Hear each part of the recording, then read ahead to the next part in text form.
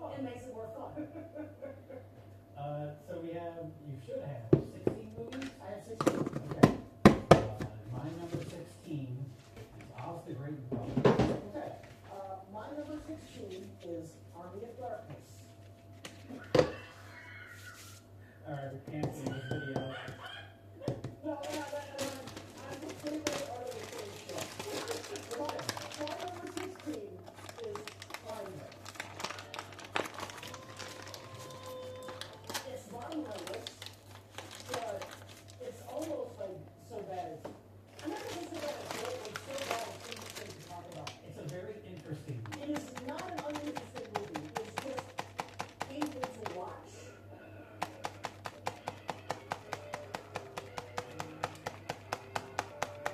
What I wrote was always wacky, never funny. Yes. Yes.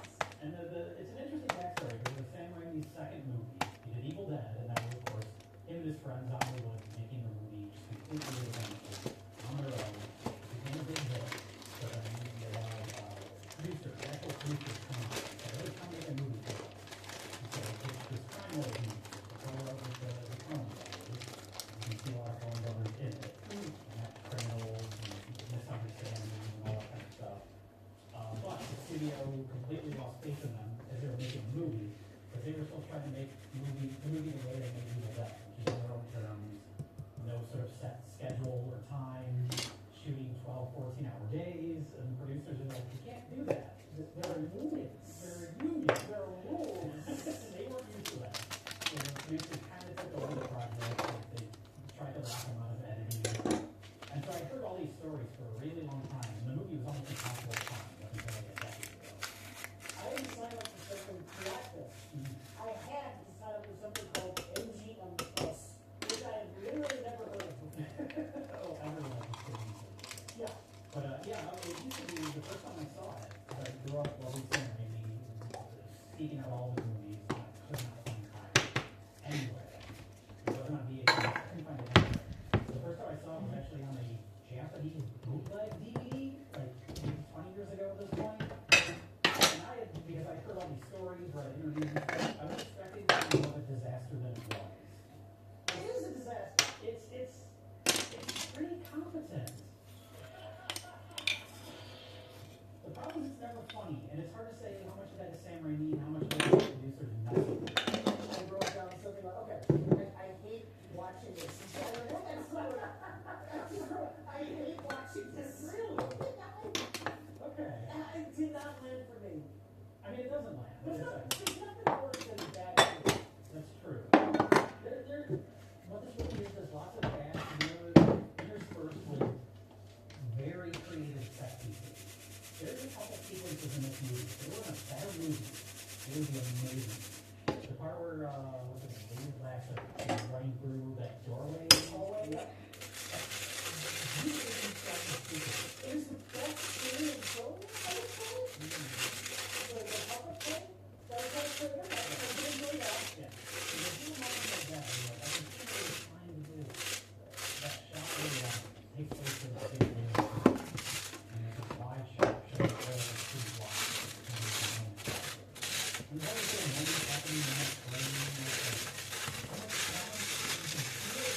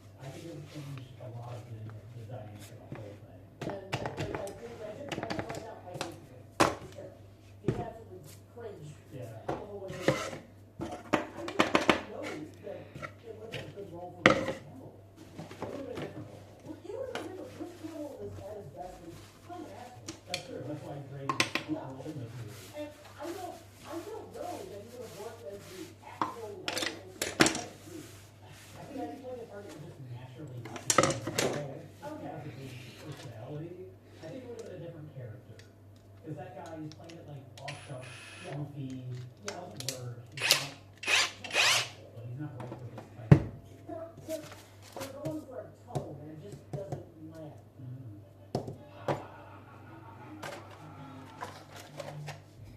The closest that Sam Raimi, because he famously loves the Three Stooges. It's the closest he got to making like a Three Stooges movie. No, it's not. You're talking about A Simple Plan, of course, right? The laugh riot that is A Simple Plan. I'm talking about, I was talking about Evil Dead 2. Okay, that's fair. Evil Dead 2 is the closest he ever got to making the Three Stooges movie. But that's taking Three Stooges, yeah, and putting it in a horror film. This is like goofy characters getting bonked on the head. And the fact that it's Coen Brothers project makes it interesting. This feels more like a Coen Brothers. This feels like the prototype for movies like Raising Arizona. If you want to see the good version of this, watch something like Raising Arizona. Yeah. That's where the humor really works. Yeah. And lands in the way that this does. But yeah, there's little nods like Honeysucker. State Penitentiary. Yeah, Frances McDormand is a nun at one point. Bluto from Popeye is in this. Dubbed over by someone else. That guy from Blade Runner is in this. And the voice he does, Gets tired quick. immediately.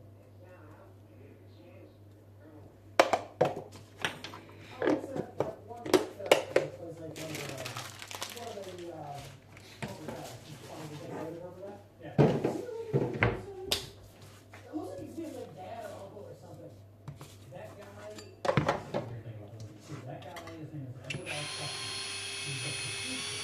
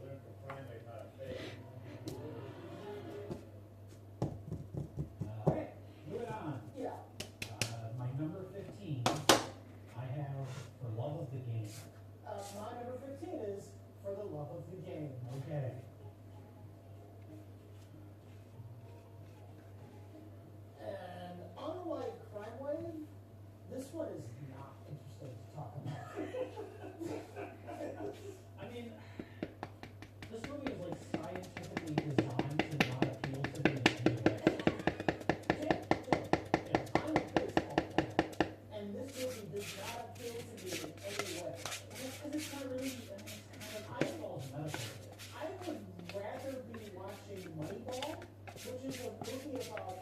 only man who ever acted for whatever reason, he not only did in the movie, he acted. That's why he plays Howard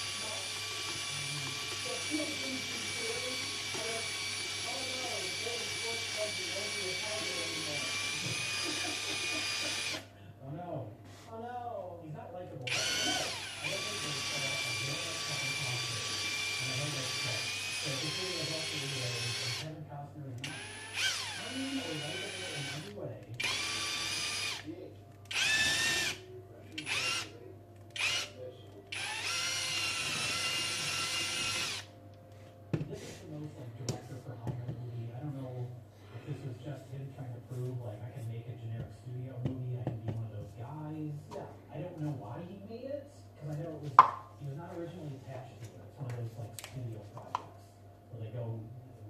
pitch it to Rob Reiner, he turned it down. Pitch it to whoever.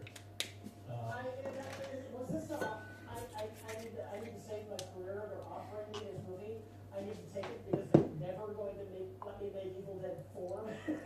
Is that what this is? It could be. I'm not gonna take any risks. I'm not gonna put anything weird in it, anything goofy. I don't even like the structure of it, because it's framed around the framework of the movie is him playing his last game. You drop the game, the movie flashbacks. It's gonna be like the Mocca game. Yeah. Nobody gets a hit on you or gets on base if you win. Right. Very rare. And so as that game goes on, he flashes back to the events throughout his life, with his on-again, off-again relationship with Charlie Preston. The baseball stuff is well directed, like it looks nice, but anytime they cut away from it, my eyes just glaze over. See, the problem is, the part of this movie is the most boring relationship ever. Not the worst relationship, because that's in another one of his books. But it is the most boring relationship that was ever made in the film, and that's the heart of this movie. If they were flashing back to like just things that shaped him as a baseball player, maybe it would have worked. Yeah. Expand it beyond this boring relationship. Yes. His dad teaching him to play catch, some shit like that. I don't know. But Well, I don't know what was changed. I could definitely tell early on, and I looked this up afterwards to confirm it. Early on, there was 2 different scenes where it felt like there was supposed to be a harder swear word, but he edited it out. And there's a part where I could tell that he said fuck. He says like you're the best fucking player or something like that. But in the movie he says fucking or something like that. But then he apologizes to her for swearing. I was like, he didn't swear. So that's the first one, and then later Kelly Preston does the same thing. Because like this movie edited down from an R. And I looked up afterwards to the web. Sam Costner famously has a huge ego.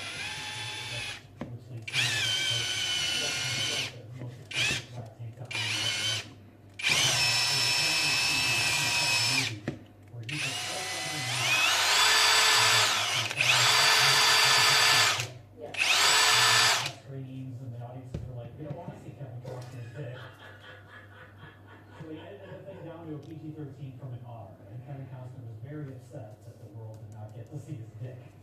weird. So that was my only other observation, was like this was definitely edited down to a PG-13. As a baseball fan, can I think about something? Absolutely. The teams he's playing are in the race for the playoffs. They have to win that game to make the playoffs. That's the same hard for the other team, right? Okay. They need to score desperately. And so, at the end of the movie, they send in an inexperienced rookie.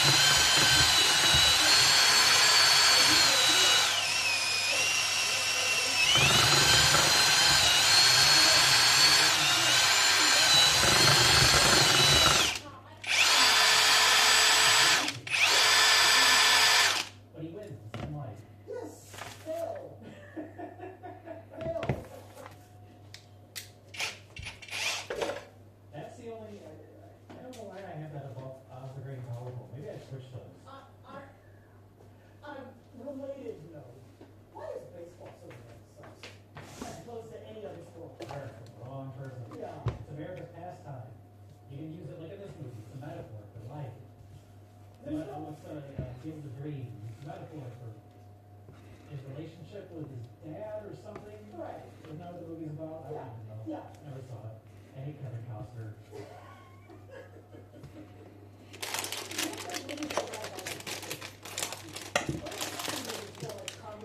Yeah. Or they're actually on comedy. Yeah. Movies like that, baseball is always rock. I think there's a show you have characters just standing around on the field and contemplate. That is the match. If you're into it. Yeah. I think baseball got. I'm not talking about Sam Raimi movies right now, but whatever. I think baseball got to become American. Oh, sure. You buy it and take your time, and just describe everything that happens on the field that's relevant. Yeah. Unlike soccer, the ball's away, yeah, I have more to say about baseball than I have to say about this movie, is what I'm getting at. The only other thing I want to point out is that J.K. Simmons is in this as a coach, Yep. which is another like crime wave. Crime wave like Evil Dead 2. J.K. Simmons in this led to be the best casting maybe in movie history. The Spider-Man. There's no movie, that is the best casting movie. That's right up there with Shelley Duvall. Yes. Yeah. Nobody else will go out and play that role other than that. So that's the best thing I could say about Go All the Way. J.K. Simmons was in it. Sam Raimi liked him so much. That's something to point out. Sam Raimi, if he likes you, he will keep using you. Yeah. He is very loyal to actors. Going all the way to Oz the Great and Powerful, all the Evil Dead ladies from the original Evil Dead. It's like a 2-second shot that they're in there. They'll just keep using you. That's all I got to say. Are we moving on? Yes. All right. What's your number 14? My number 14 is Doctor Strange. Okay. The Multiverse of Madness. My number 14 is The Gift. Ooh.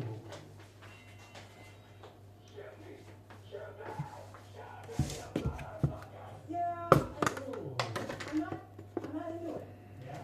I'm not into it. It's it's a murder mystery. It's not really a good mystery. It's just a red herrings. I wouldn't say it's. Well, I will say I figured out the mystery very early on. There's a certain point in the movie where I was like, okay, I know where this is going. The second they introduced the fiance, I'm like, oh, he's gonna murder her. Yeah.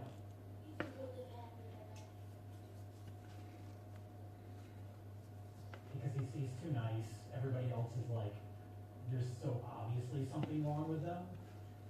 This movie, the strength of this movie to me is mainly the acting. I think Keanu Reeves is great in this. He's normally Keanu Reeves in everything. Playing an asshole, which is unusual for him. An abusive husband to Hilary Swank, and he's genuinely scary in it. Yeah. That first scene where he breaks into Kate Blanchett's house and is like threatening her and yelling at her, like he's really intimidating. He's really good. I was distracted though in that scene. I wrote in my notes. We use a lot of sound effects over and over in our videos. There's a squeaky door sound effect. I used it 1,000,000 times. And they used that sound effect 3 times in that one scene.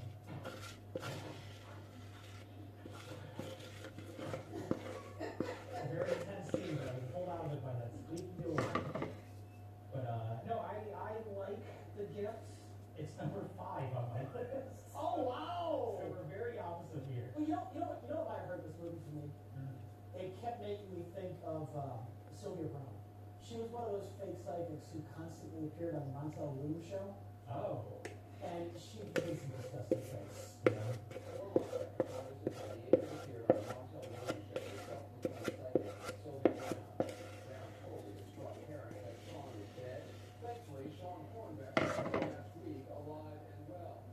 She's the one who told, Amanda Berry, the one that was kidnapped and held in some guy's basement for over a decade. Yeah. Yeah, she told her, yeah, she's dead. Oh. And Amanda Berry, who was being held captive, saw that on TV. Got to watch her mother lose all hope. Her mother died the next year. Never saw her again. Oh. That's disgusting. You could say it's one thing that the psychic, just gives these people fake closure. Yeah, they're dead, so they know. She told one couple that their child was kidnapped and sold into sex slavery in Asia. Oh God. They found the kid dead, died the day she was kidnapped in the neighborhood. No. But she told this couple, kidnapped, sold, charged people $700 for psychic readings of a piece of shit. And just because she was a psychic and solved crimes, I was thinking about her while watching this. Oh Jesus. And that did big time affect my ability to enjoy this movie. Okay. Yeah, that's a lot. One of the things I remember Sylvia Brown saying was, she's in water.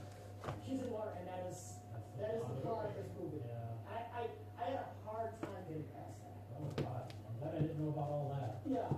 The difference, of course, though, Kate Blanchett is actually psychic. Yes, because it's a Hollywood movie. She's actually psychic. Yes. Yeah. Which is interesting. That's one of the things I like about the movie is it's like a domestic drama that vaguely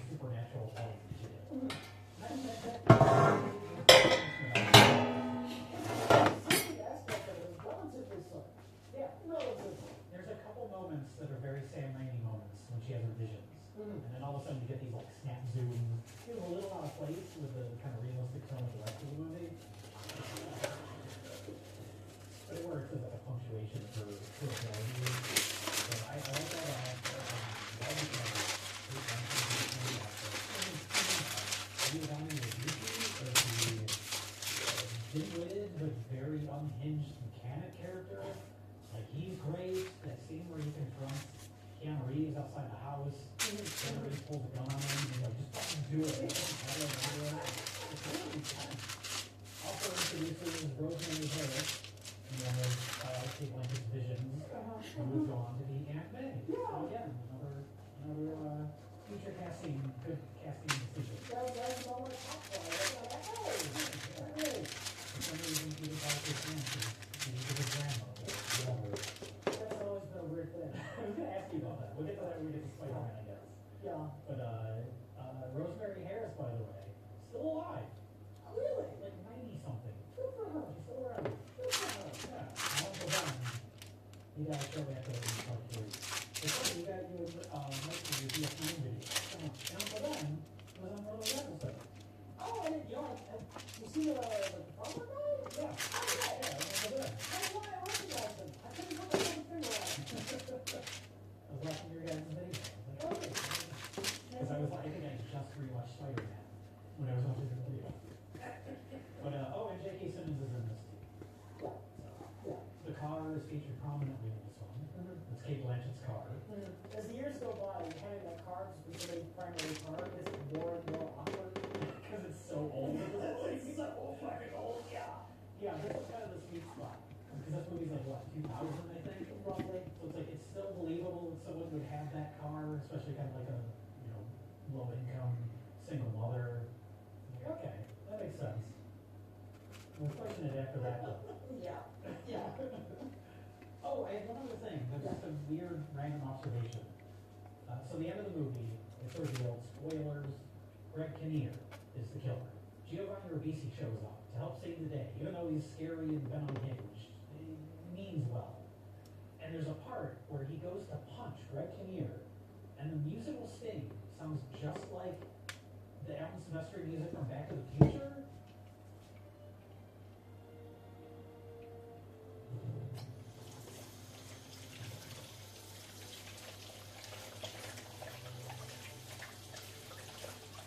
And freaking Wonder punches this. And I was like, why would you use that as a reference in this movie? This dark drama. Do you know music for this? I don't think so. I didn't write down who did the score, but I didn't think it was Alan Silvestri. Because they did work together in King of the Dead. Yes. Yeah. Score that movie. No, I think it was no, this wasn't Danny Elfman, but Danny Elfman shows up in one of her visions. She sees someone like playing an instrument. And you see it for like 1 second, and that was apparently Danny Elfman. Okay. Even studio choice, so I want to use her after this. Like the movie did right before, the Bride of Chucky. She breathes new life into a long dead horror franchise from the 80s. So you see that, the movie was a big hit, Bride of Chucky was a big hit. So you say, hey, that guy did it. Let's have him do that again. It's kind of like picking J.J. Abrams to direct. Yeah, exactly. That guy successfully retired. Which was my idea. No one else had that idea. No one ever suggested it, and the movie studio said, hey, we need to listen to everything in this fun YouTube video. Right. And we need to base our entire franchise off of this comical YouTube video. One call from the law. It's a very realistic thing. Definitely happened. Just two shows. Oh, yeah.